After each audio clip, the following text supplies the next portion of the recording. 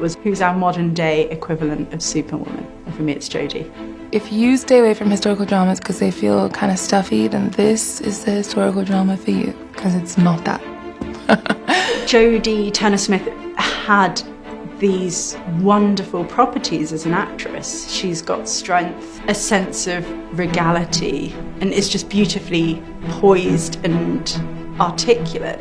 It's a story, and it's about casting the best actors to tell that story. There's something about all of our different backgrounds and the individualities that we brought to this that is going to be more broadly appealing to a contemporary audience.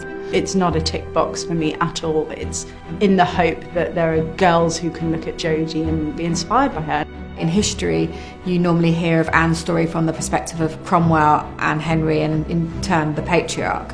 And what we really like the idea of actually telling the version of the story from her perspective and her life.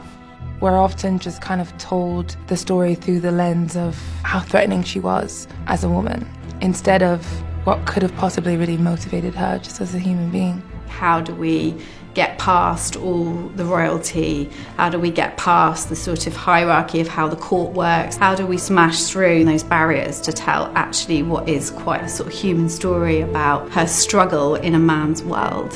When I read the script, I was like, oh wow, this is a story, but completely from the female gaze, and that's what I absolutely loved about it. She's cleverer than any of the men. She knows it. She's not afraid to show it. She's no one's fool, and she was a woman who believed she could and should have a part in shaping a meaningful future for our country. That ambition, it's a very real thing, and she totally embraced it. I think also equally, she was very aware of her femininity, she was very aware of her sexuality, but she wasn't reliant on it either. So I think her assurance was a rare gift, and that definitely contributed to her downfall because she was never able to fall in line. She couldn't be someone else. I personally love that she was very openly ambitious, but we never shied away from the lonelier elements of her experience. Often she's in desperate need of a friend, and when she is acting up, it generally is because she's scared or she's lonely or she's in pain.